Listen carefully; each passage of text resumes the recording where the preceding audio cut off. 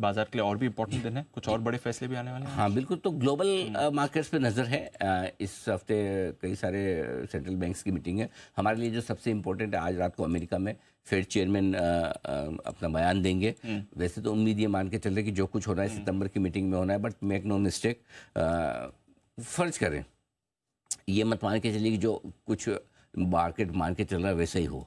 कुछ भी हो सकता है, दो तरीके से हो सकता है। अच्छा होना है तो क्या हो सकता है, फेड 2.5% का इन्फ्लेशन देखकर और आगे का अपना अनुमान लगाकर सोचे कि मैं सितंबर तक नहीं, मैं आज ही रेट कट कर देता हूँ। तो ऐसे अनुमान तो कोई नहीं लगा रहा है, बड़ा सरप्राइज होगा अगर हो गया तो बड़ी चीज होगी सर, बड़ी चीज हो सकती है। मार्केट बहुत तेज दौड़ लगा सकते हैं क्योंकि एक्सट्रीम वोलेटाइल मार्केट है, ग्लोबल मार्केट भी और अमेरिका भी, हमारे भी, अमेरिका के भी। सो क्या मालूम बड़ा सरप्राइज। दूसरा, सरप्राइज की जगह शॉक आ जाए। जब आपने 3 रेट कट की उम्मीदें लगाई है, जेरोमी पावेल साहब ने झटके दिए। वो बोले भाई ठीक है 2.5% आ गया, लेकिन इतना भी मत कूदो कि आपने डिसाइड कर लिया कि 3 काटूंगा। काटने वाला तो मैं हूं, आप कौन है ना। तो मार्केट को साफ कैसे भाई, उछल मत।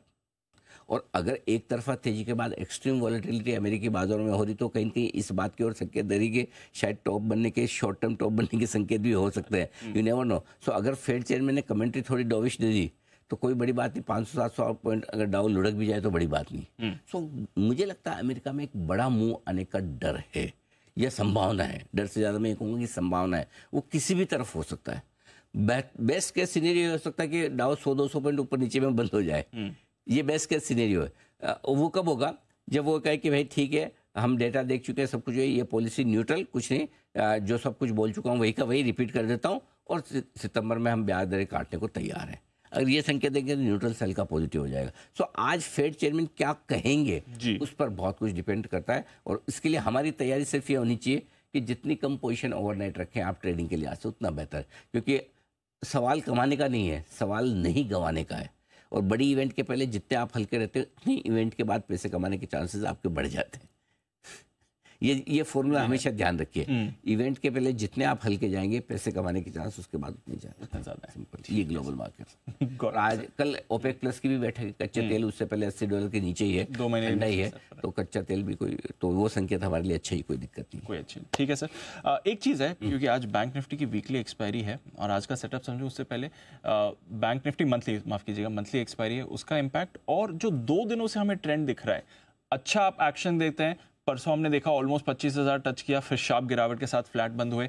कल 25,000 से 30 अंक दूर थे आप, फिर आप फ्लैट गिरावट के साथ फ्लैट बंद हुए। ये क्या हो रहा है सर? कल का अगर मार्केट दीप आप देखें, भले आपको ज़्यादातर वक्त हरे निशान में दिख रहा है, लेकिन एक चीज़ अगर आप देखेंगे तो आपको साफ समझ में आएगा कि ये मार्केट आपको सही और साफ न दिशा दे रहा है और न निर्णय लेने दे रहा है। अगर आप तेजी का निर्णय लें, तुरंत घूम के नीचे आ जाएगा और आपको अपने निर्णय पर डाउट होने लगेगा, खुद पे डाउट होने लगेगा। आप मंदी का निर्णय लें, तुरंत ऐसा बढ़ जाएगा और वो सामने आपको लगेगा कि अरे ये क्या हो गया, मैं तो सोचा था मंदी और अचानक से घूम गया। तो इस तरह की वॉलेटिलिटी आमतौर पर कभी कभार देखने को मिलती है, और जब इस तरह की वॉलेटिलिटी हो, डायरेक्शन क्लियर ना हो, तो पहली चीज़ तो आपको ये करना चाहिए कि अपनी ट्रेडिंग की साइज कम कर लेनी चाहिए। और दूसरी चीज़ ये कि आराम से हड़बड़ी का ट्रेड न लें।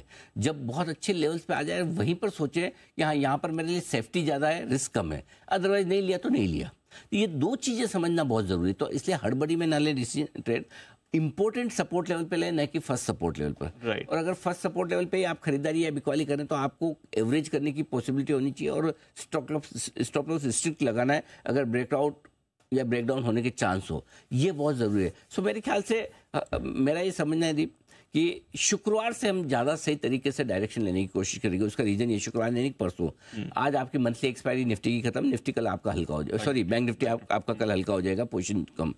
निफ्टी की कल वीकली एक्सपायरी भी है, और कल हमें फेड की मीटिंग का फैसला भी आ जाएगा। तो उसके दम पर जो हमारे यहाँ ऊपर नीचे होना वो कल हो जाएगा।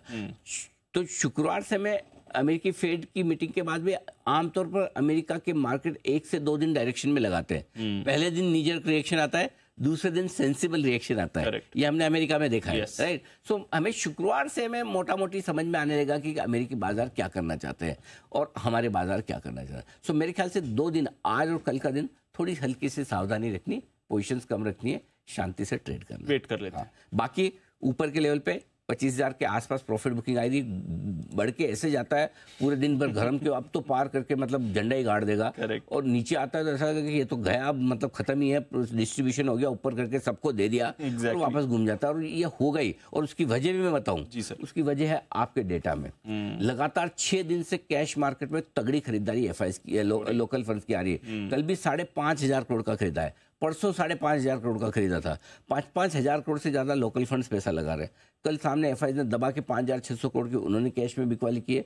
इंडेक्स और स्टॉक फ्यूचर्स मिला के देखे 7,300 करोड़ की नेट सेलिंग है एफआईएस की।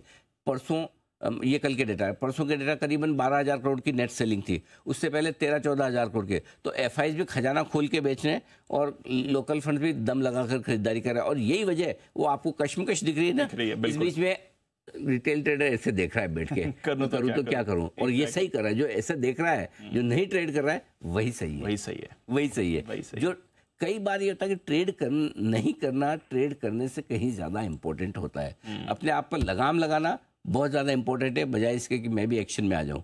तो एक्शन नहीं करना भी अपने आप में वो खुद पर कंट्रोल वाली बात है, और वो करनी बहुत जरूरी है इस वक्त। ठीक है सर, तो यह है इस समय पूरा बाजार का व्यू और सेटअप। आइए सर।